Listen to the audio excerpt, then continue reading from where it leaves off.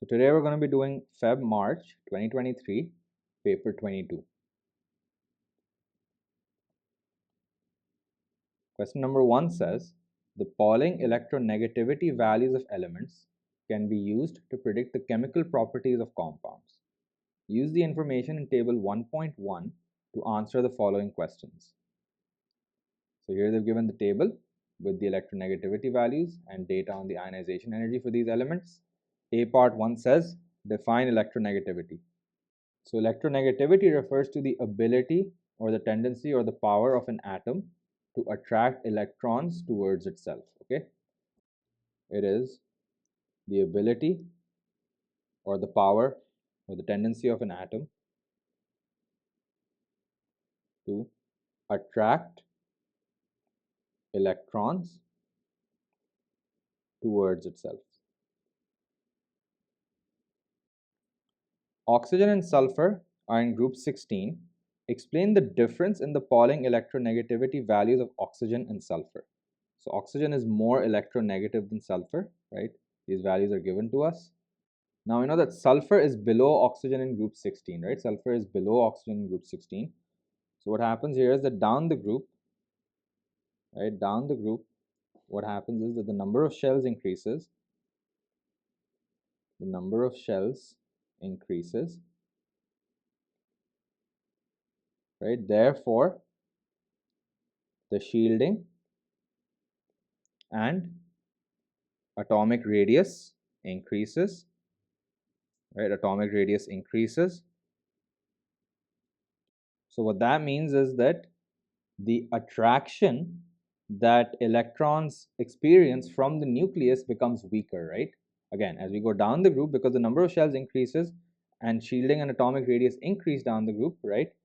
We can say that hence the electron, right, experience weaker nuclear attraction, right? Experience weaker nuclear attraction.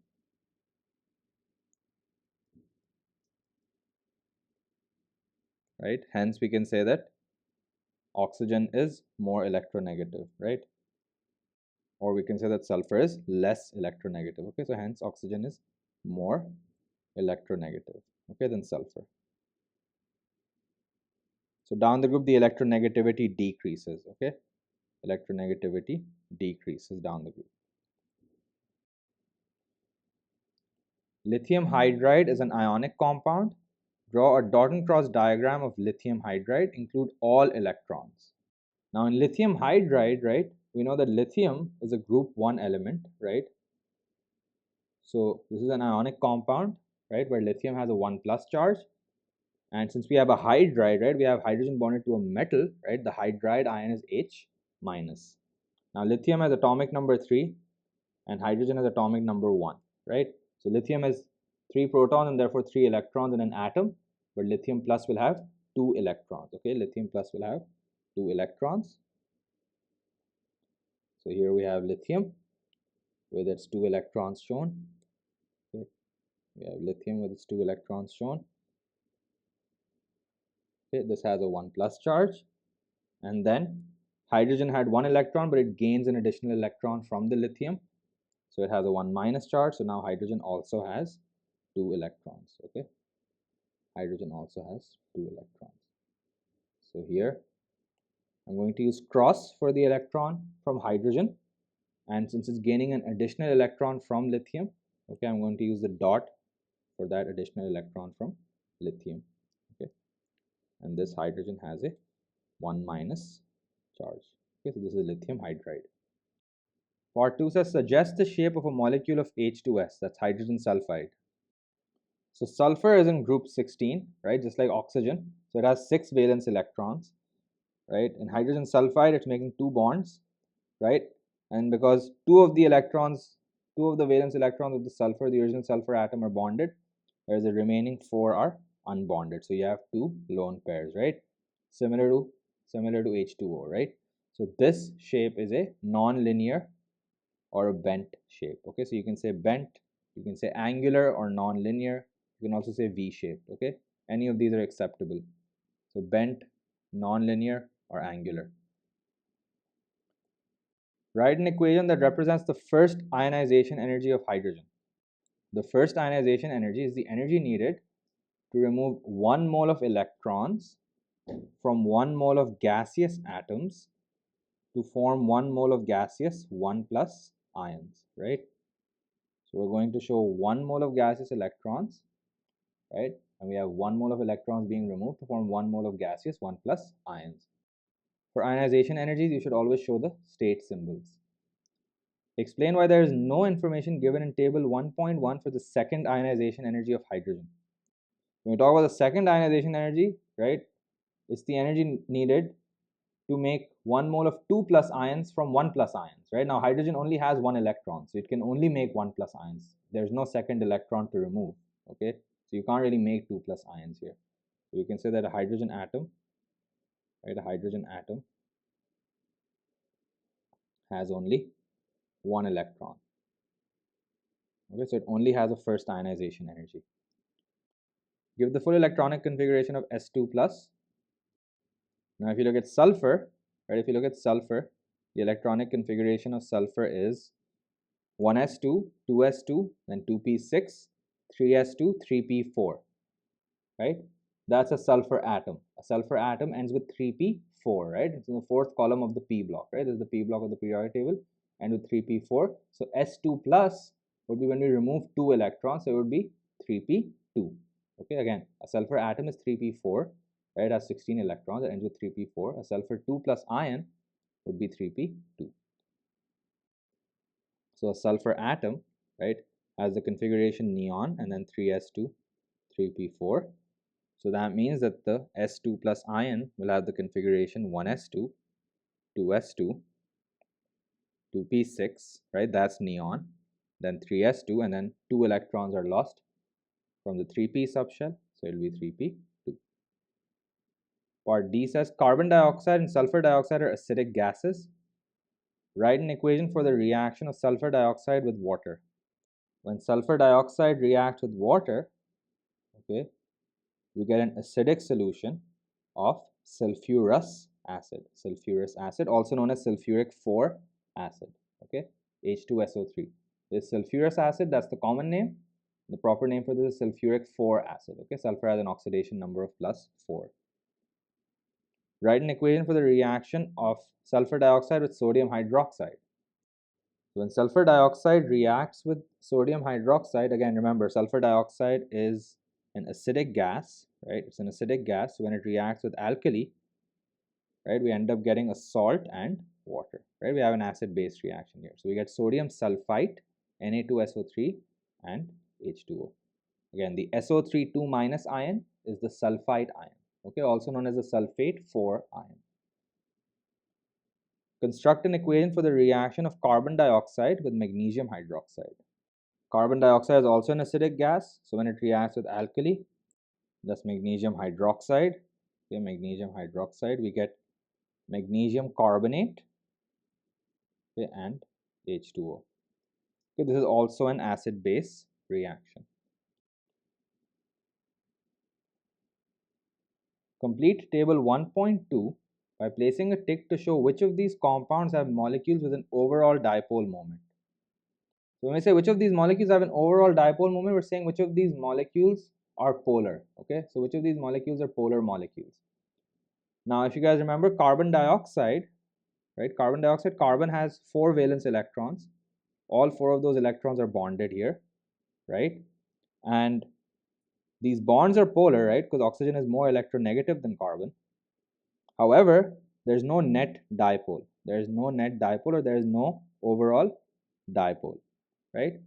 So in other words, carbon dioxide, because of its linear shape, right, the 2 oxygens, right, the 2 bond dipoles cancel each other out. So the molecule itself is non-polar, right? So it doesn't have an overall dipole moment. Now it's sulfur dioxide.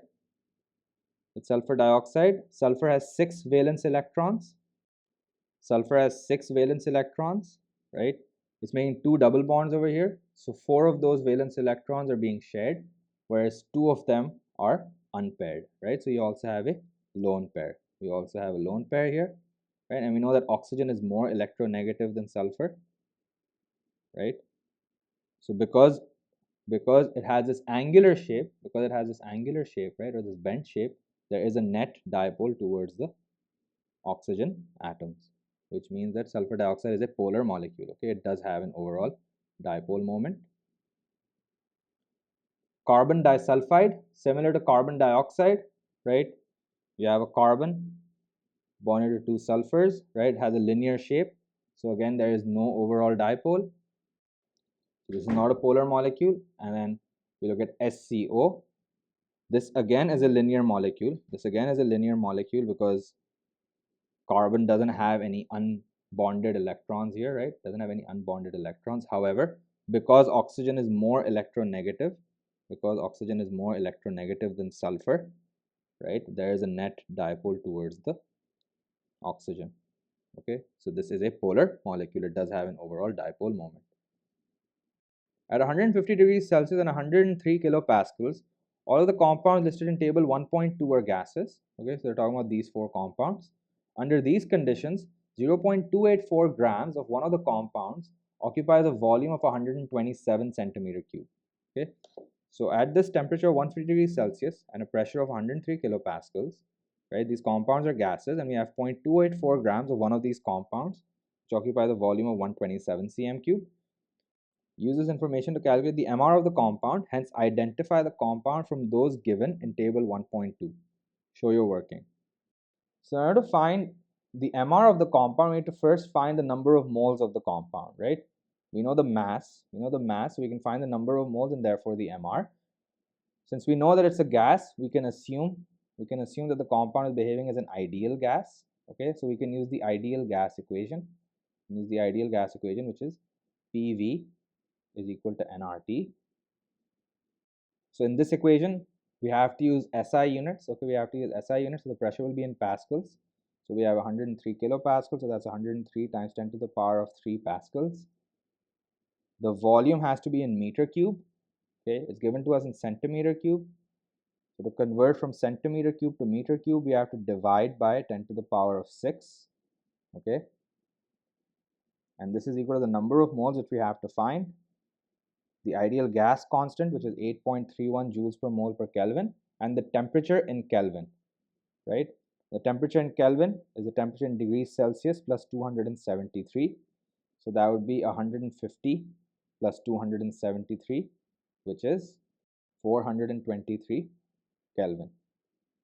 So if we calculate the number of moles over here, the number of moles comes out to 0.00372 moles, right? Now that we have the number of moles, we can find the MR, right? We know the mass, we know the number of moles. So we know that the number of moles is equal to the mass divided by the MR, which implies that the MR is just the mass divided by the number of moles, which is equal to 0.284 divided by 0.00372, which gives us the MR as 76.3. So the MR is 76.3. So which of these compounds has an MR of 76.3? That would be carbon disulfide, okay, CS2. We look at the MR of CS2 over here, okay. CS2 is, carbon is 12, and then the two sulfurs are 32.1, okay, from the periodic table, and this is actually 76.2. Okay, so it's not exact, but this is the only compound that has anything close to this MR. Okay, so the answer is CS2.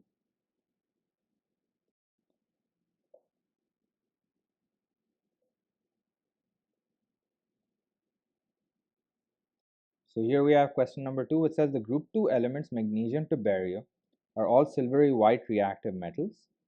A part 1 says draw a label diagram to show the bonding and structure of the group 2 metals at room temperature. The group 2 elements are metals, okay, which means that the bonding is metallic, right? It's metallic bonding, and the structure is a giant metallic lattice. So metallic bonds are strong electrostatic forces of attraction between cations and delocalized electrons, right? So in a metallic lattice structure, we're going to have cations regularly arranged, okay, with the C of delocalized electrons. Okay. So here I'm showing the cations that are regularly arranged, and then you have a sea of delocalized electrons. Okay, you have a sea of delocalized electrons. You have to label this. Okay, so we have cations, and then we also have the delocalized electrons. Part 2 says explain why magnesium has a higher electrical conductivity than sodium. So metals are conductors of electricity because they have delocalized electrons, right? Because these delocalized electrons are mobile and they can carry charge. Now magnesium forms 2 plus ions, where sodium only forms 1 plus ions. In other words, the magnesium metallic lattice, okay, the metallic lattice of magnesium has more delocalized electrons than that of sodium, and hence magnesium is a better conductor.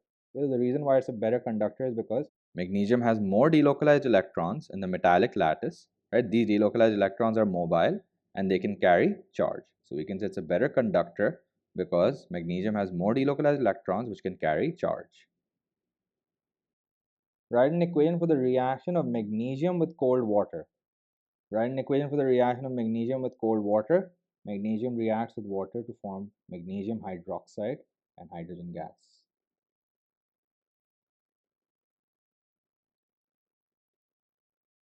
To balance this, we're going to have 2H2O. Identify a single reagent that can be used to distinguish separate samples of dilute magnesium nitrate and dilute barium nitrate. To distinguish between the two, I can use sulfuric acid, right? I can use H2SO4, which is sulfuric acid. Okay.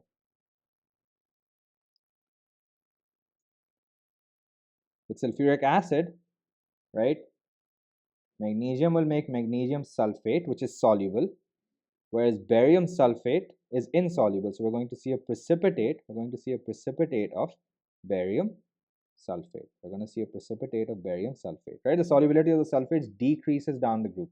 So barium sulfate is insoluble. So the explanation here is that down the group, right? Down the group, the solubility of sulfates decreases. The sulfates decreases. Hence, a precipitate of barium sulfate will be observed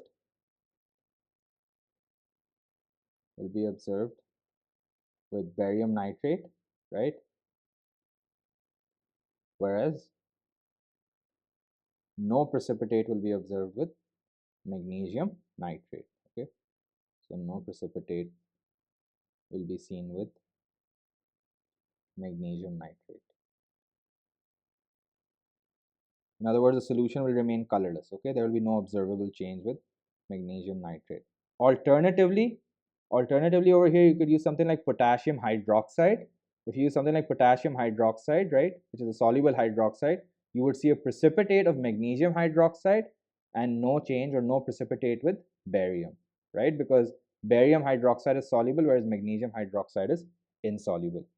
Okay, because down the group, the solubility of the hydroxides increases. So you can either distinguish between them using a precipitation reaction, right, by forming the sulfates, in which case you'll see the precipitate of barium sulfate, or you can use a hydroxide, in which case you'll see a precipitate of magnesium hydroxide. Describe what is observed when strontium iodide, SrI2 aqueous, reacts with concentrated sulfuric acid. Now you guys might remember that iodide, okay, iodide can react with concentrated sulfuric acid, and it reduces concentrated sulfuric acid. And we get many different products, right? We see iodine form. Okay, so we're going to see purple vapors of iodine because this is an exothermic reaction, right? So one observation that we see is purple vapors. Okay, purple vapors of iodine. Okay. Another thing that you see form is sulfur solid, okay, which is a yellow solid. Okay, so you're going to see the formation of a yellow solid, that's sulfur. And because you have strontium ions, over here, right?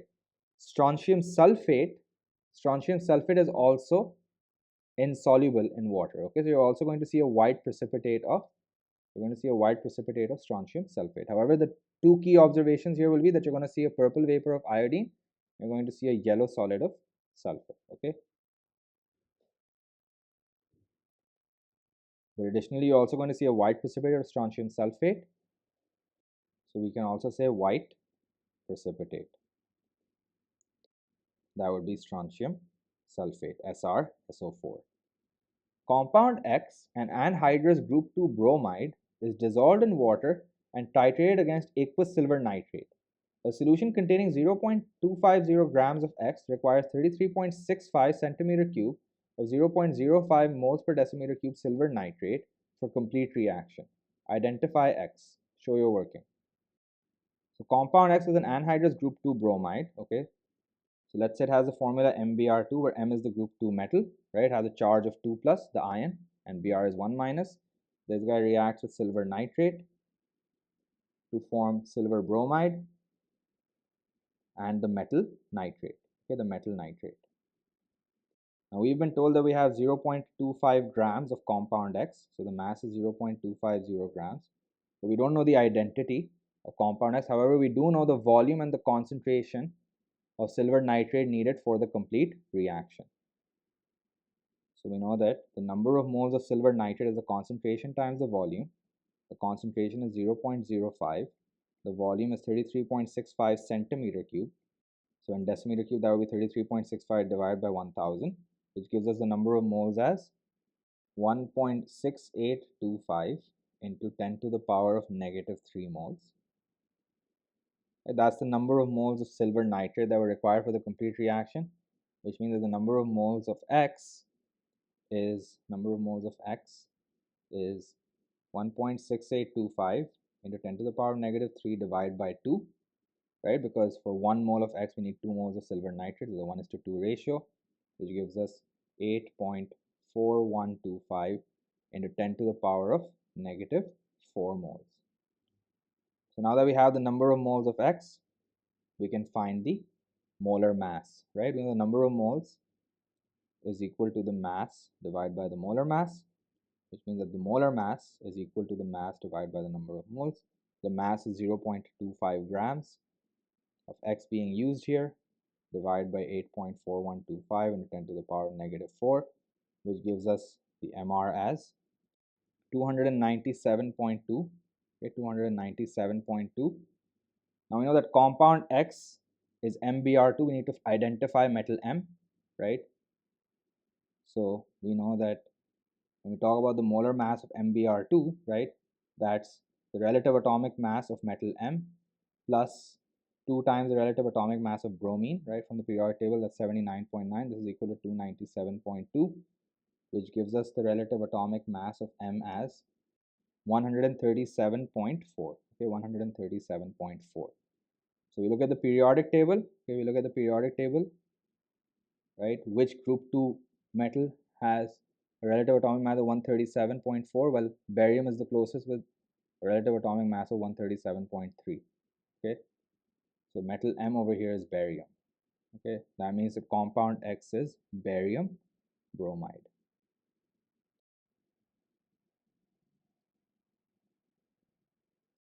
Here we have question number 3, which says alkenes undergo an addition reaction with a 1:1 mixture of carbon monoxide and hydrogen to form aldehydes. Figure 3.1 shows the reaction of propene with a 1:1 mixture of carbon monoxide and hydrogen. A part 1 says define addition reaction.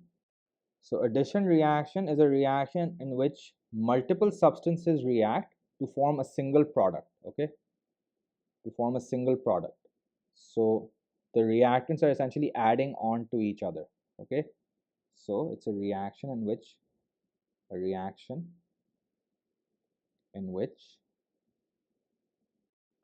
two or more substances react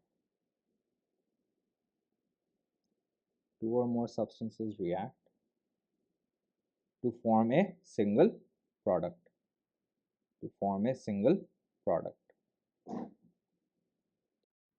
Aldehydes A and B are structural isomers. State the type of structural isomerism shown by A and B. Now there's 3 types of structural isomerism. There's functional group isomerism, with both of these have the same functional group, so it's not that.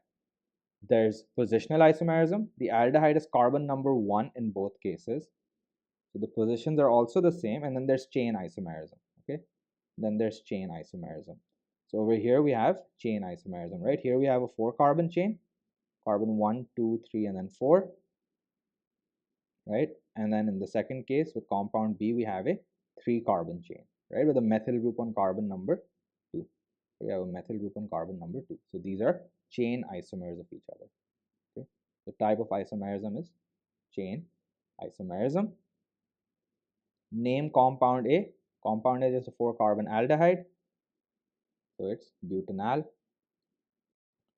The complete reaction of propene with a 1-to-1 mixture of carbon monoxide and hydrogen gas produces A and B only. The product mixture contains 96% A and 4% B. Calculate the mass of A produced in this reaction when 5 into 10 to the power of 3 kilograms of propene is used. So over here, okay, we've been told that we use 5 into 10 to the power of 3 kilograms of propene. And we also know that 96% of the product is A and 4% of the product is B. So a better way to understand this, would be this, right? We have propene, which is C3H6, okay? It's reacting with carbon monoxide and hydrogen gas to form C4H8O, right? Now this could be A or B. Okay, but we know that for every 1 mole of propene that reacts, we get 1 mole of the final carbonyl compound, right? We get 1 mole of the aldehyde A or B. Now we know the mass of propene that was used, which is 5 into 10 to the power of 3 kilograms, right?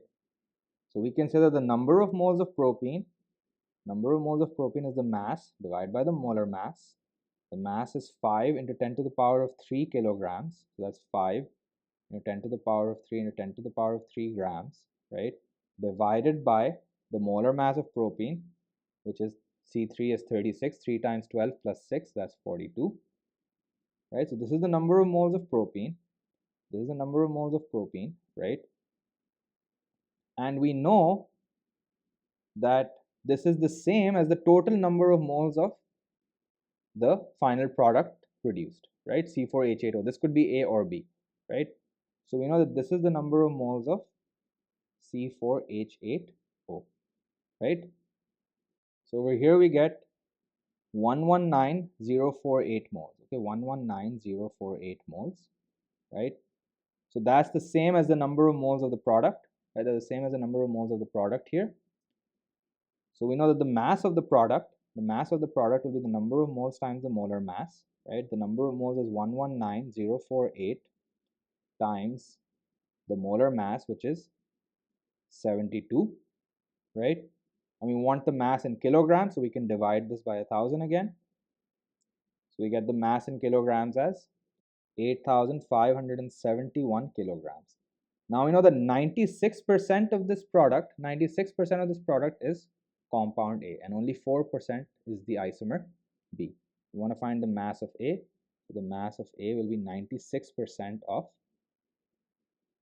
8,571, which is 8,230 kilograms, right? To 3 significant figures. So you get the mass is 8,230 kilograms. A and B show reactions typical of aliphatic aldehydes. A undergoes a nucleophilic addition reaction with a mixture of HCN and KCN forming compound C. Complete the diagram to show the mechanism for the reaction. Include charges, dipoles, lone pairs of electrons, and curly arrows as appropriate. Draw the structure of the organic intermediate.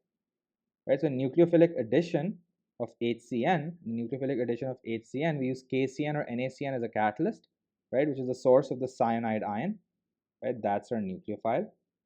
So the cyanide ion is our nucleophile over here, right? Initially that comes from the catalyst, which is KCN or NaCN, right? Because the salt ionizes completely, whereas HCN only ionizes partially. This nucleophile attacks the partially positive carbonyl carbon, right? So we're going to show an arrow from the lone pair to the carbon. At the same time, the pi bond between the carbon and the oxygen breaks, and we get this intermediate, right, where this oxygen now has an additional lone pair, right? We have a hydrogen we have a C3H7, and we have a CN.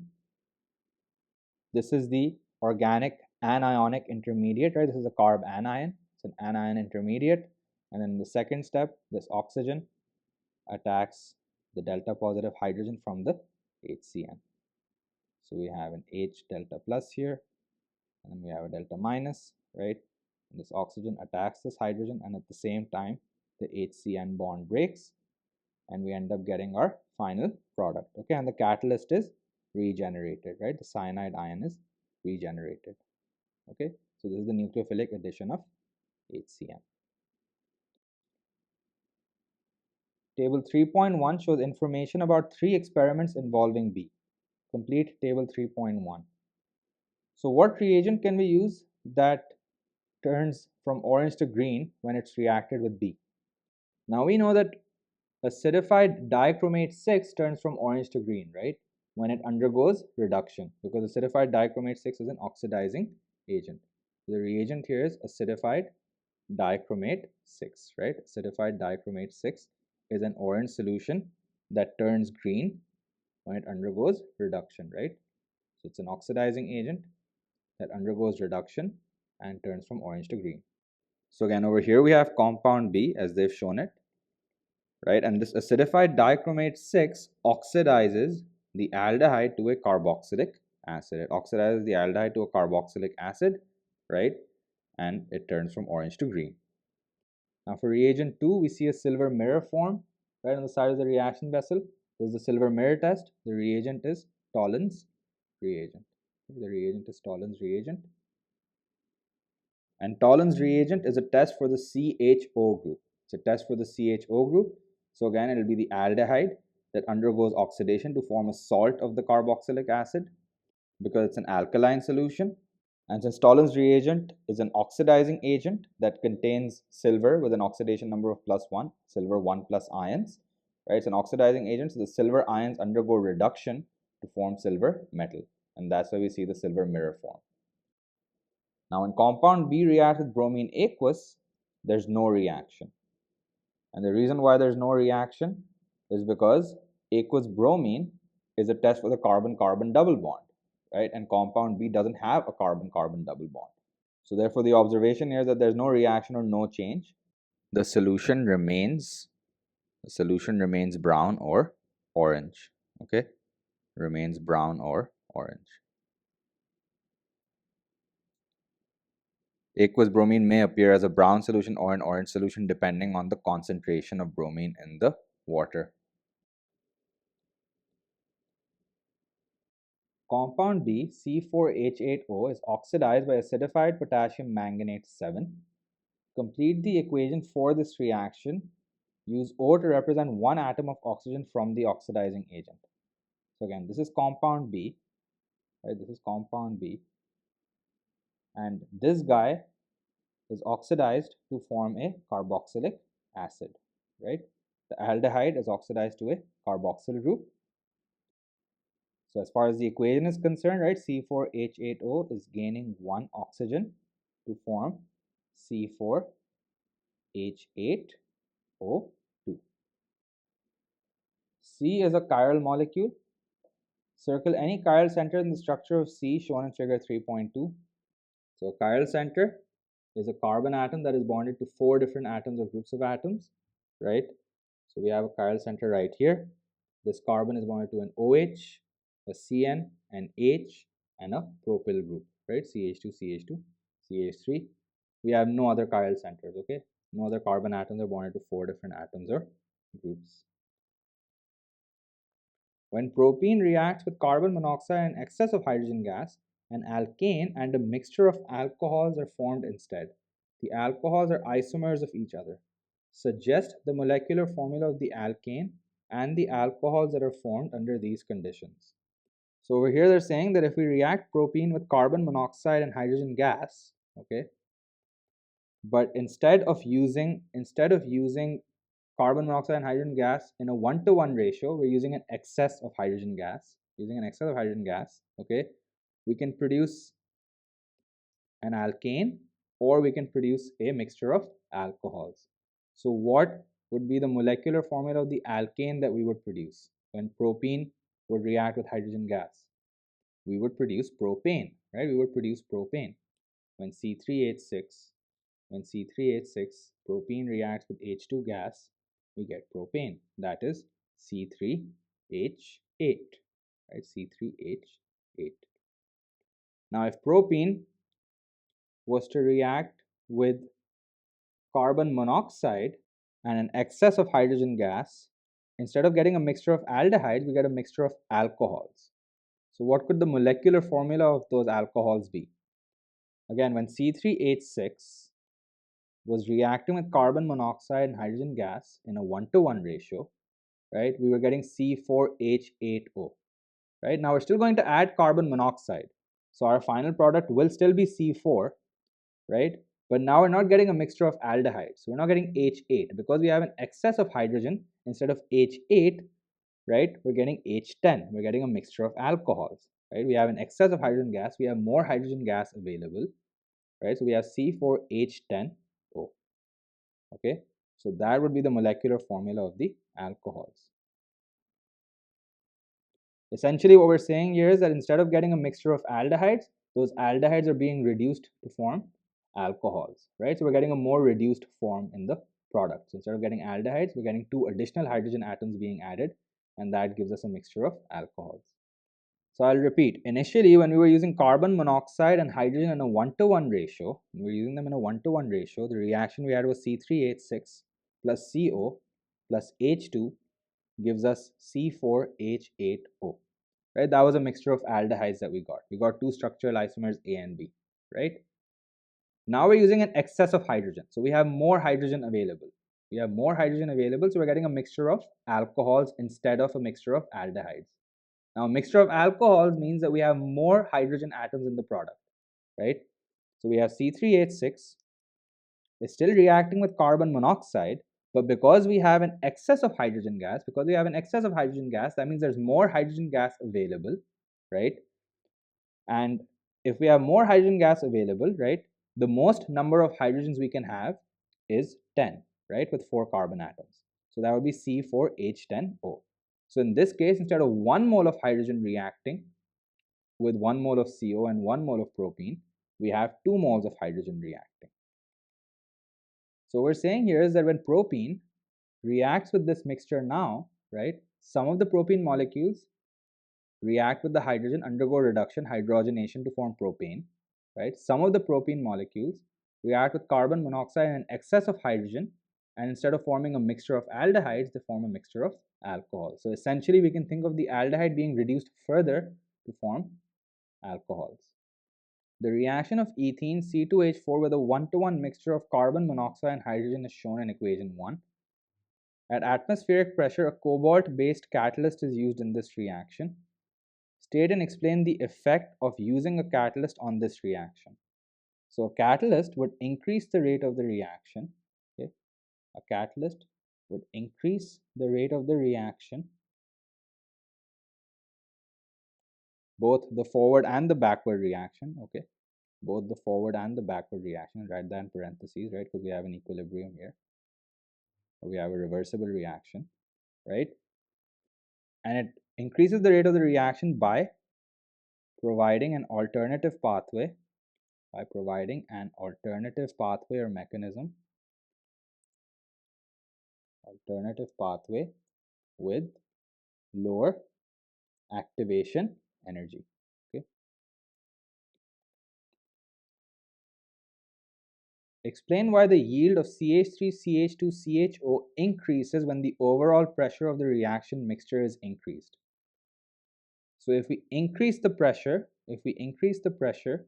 right, we're saying that the yield of the product here increases. The reason why is because there are fewer moles of gas on the right hand side, right? An increase in pressure favors the side with fewer moles of gas. Since there are fewer moles of gas on the right hand side, right? There's only 1 mole of gas on the right, there's 3 moles on the left. So an increase in pressure will favor the right hand side because it has fewer moles of gas. So if we increase the pressure, the equilibrium shifts to the right, okay? Because that's the side with fewer moles of gas. So we can say that an increase in pressure an increase in pressure, right, will favor the side with fewer moles of gas, right, fewer moles of gas. Hence, the equilibrium shifts to the right, okay, shifts to the right, which means that the yield of the product increases. Use the information in table 3.2 to calculate the enthalpy change of the reaction in equation 1. Now in this table, they've given us the enthalpy changes of formation of the reactants and the products, right? We've been given the enthalpy changes of formation. Obviously, the enthalpy change of formation of hydrogen gas is just 0 because it's an element, right? And we know that the enthalpy change of a reaction, is equal to the sum of the enthalpy changes of formation of the products minus the enthalpy changes of formation of the reactants, right? Since we've been given enthalpy changes of formation, we can just use this expression, right? The enthalpy change of formation of the products here, we just have 1 mole of propanol over here. So the products enthalpy changes of formation is negative 187, and then we can subtract the enthalpy change of formation of the reactant. We have 1 mole of carbon monoxide, we can subtract that, so minus 111, and we can also subtract the enthalpy change of formation of ethene. So we can minus 52 over here. So we get the enthalpy change of the reaction as negative 128 kilojoules per mole. Okay, so that's the answer, negative 128. The reaction mixture is cooled to collect propanol as a liquid. Identify all types of van der Waals forces that are present between molecules of propanol. Now in propanol, right, we have CH3, CH2 and then CHO, right? So between molecules of propanol, we don't have any hydrogen bonds, right? Because there's no hydrogen directly bonded to an oxygen, right? So when we talk about van der Waals forces, we're talking about the intermolecular forces, right? We know that we have van der Waals forces due to instantaneous dipole induced dipole interactions, right? Those are present, right? Those are always present between any simple molecular substances, right? So van der Waals forces due to ID-ID interactions, that's instantaneous dipole induced dipole interactions. And we also know that propanol is a polar molecule, right? It's a polar molecule, so we also have van der Waals forces due to permanent dipole interactions, right? That's PD-PD interactions.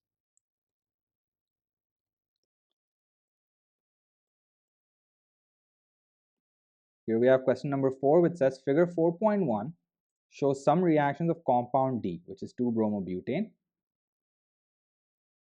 State the reagents and conditions used to form E in reaction 1. So in reaction 1, the bromoalkane 2-bromobutane is being converted to an alkene, right? That's butene. In this case, they've shown trans-butene, right? And this is an elimination reaction, right? Elimination of HBr from a halogenoalkane to form an alkene.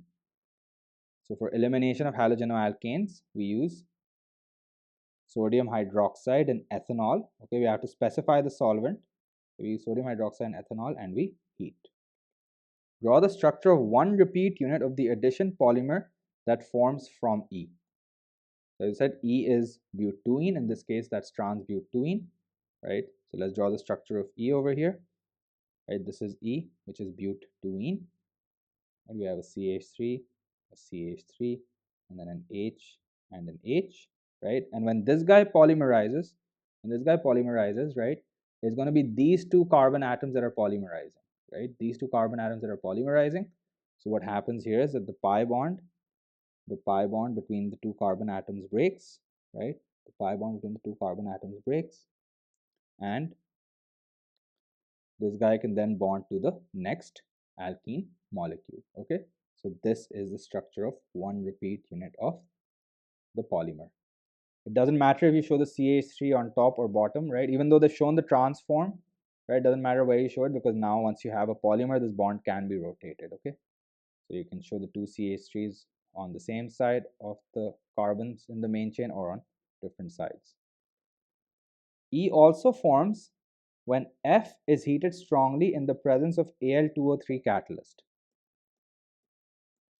So F, compound F is butan-2-ol. Okay, it's butan-2-ol. They're saying that we can also form butene or trans-butene from butan-2-ol. This reaction in which we form the alkene from an alcohol is also an elimination reaction. The mechanism is elimination.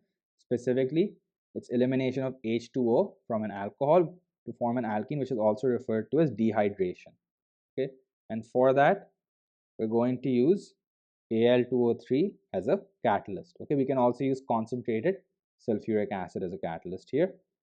So compound F is butan-2-ol, that is CH3 CHOH CH2 CH3, and this guy can undergo dehydration, that's elimination of H2O to form butene, CH3 CH double bond CH CH3 and H2O. Predict what is observed in reaction 2.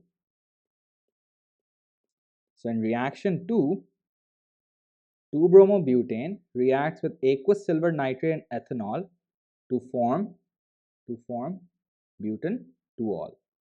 So what's happening here is we have hydrolysis of the CBr bond. We have hydrolysis of the CBr bond, right? We have nucleophilic substitution, that's the mechanism, right, in which the OH substitutes for the bromide, right? The hydroxide substitutes for bromide, OH substitutes for Br, and the Br minus ions react with silver ions to form a precipitate of silver bromide. So the observation is that we're going to see a cream precipitate. Okay, we're going to see a cream precipitate. So the observation here is that a cream precipitate is observed. Identify the yellow precipitate and the organic ion formed in reaction 3. So in reaction 3, butan-2-ol is reacting with alkaline aqueous iodine, right? This is the iodoform reaction. This is the iodoform reaction, right? Over here we have the CH3 CHOH group, right? The CH3 CHOH group, right? This guy, this entire group over here can react with alkaline aqueous iodine, right? If a compound has a CH3CHOH group, right, for alcohols, or it has a CH3CO group, that's for carbonyl compounds, right? CH3CO group in carbonyl compounds or the CH3CHOH group in alcohols, those guys can react with alkaline aqueous iodine. And what happens here is that the CH3 breaks off, so we get a yellow precipitate, of triiodomethane, and when the CH3 breaks off on this carbon over here, we get a salt of the carboxylic acid. So the anion over here is the propanoate ion. We get CH3, CH2, and then this carbon here, this carbon becomes a C double bond O, O minus. Okay, so that is the organic anion that is produced. Okay, so the propanoate ion, This is the conjugate base of propanoic acid. So the yellow precipitate is CHI3, also referred to as triiodomethane. You can give the name or the formula, okay, when they ask you to identify. And the organic ion is CH3, CH2, CO2 minus, okay, referred to as the propanoate ion. C part, once I state the type of reaction that occurs in reaction 4.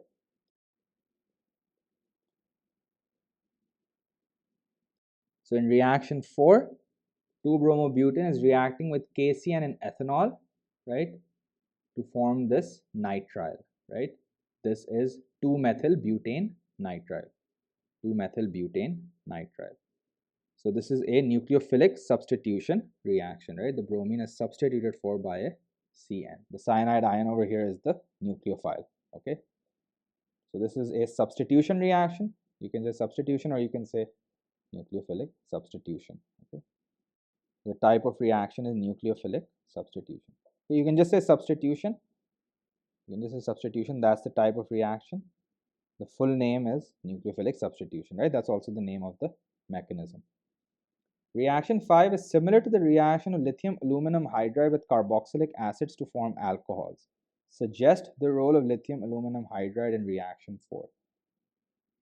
So in reaction 5, the Cn is being converted to a CH2 NH2, right? That's the addition of hydrogen taking place here, right? Hydrogen atoms are being added to the carbon and the nitrogen. So the lithium aluminum hydride is acting as a reducing agent, right? It's acting as a reducing agent. That's the role of lithium aluminum hydride.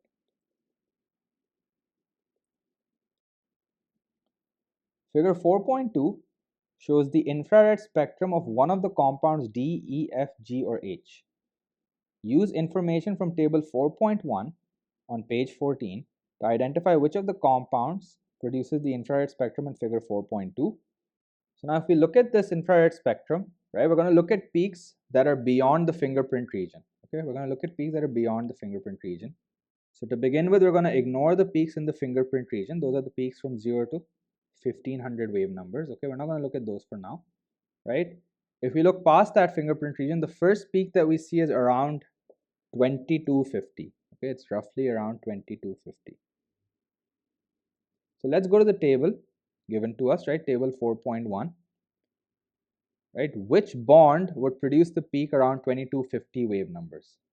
So we can clearly see here that the C triple bond N would produce an absorption in the range 2200 to 2250 wave numbers, which means that whichever compound gave us this infrared spectrum, that compound had a C triple bond N, right? So then which of these compounds D, E, F, G, or H has a C triple bond N? That is compound G. Compound G is the only compound that will produce an absorption at 2250 wave numbers. Okay. So we know that the compound over here is compound G. Okay, and we have to explain our answer. The reason it's compound G is because the C triple bond N, or the CN bond, right, has an absorption in the range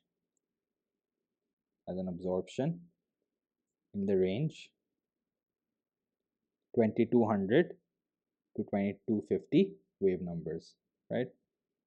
In the range 2200 to 2250 wave numbers, right? We're just going to quote the values from the table. In the mass spectrum of D, the relative abundance of the molecular ion peak is 3.4. Predict the relative abundance of the M+2 peak for D. So again, D was 2-bromobutane, right? D was 2-bromobutane.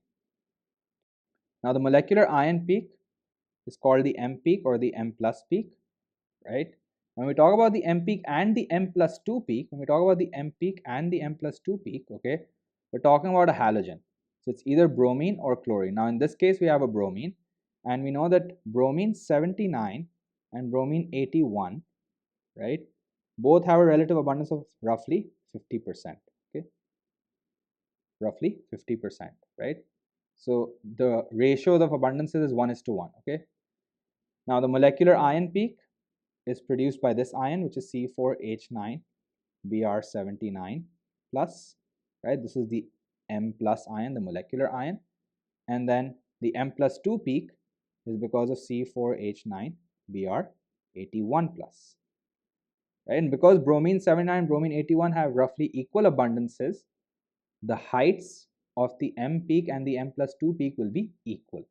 Okay, so we can say that the relative abundance of the M plus 2 peak will be the same as the M or the M plus peak. Okay, the relative abundance will be 3.4, and the reason why is because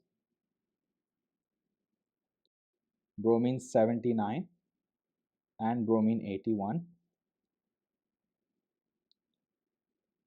are equally abundant. Okay, are equally abundant.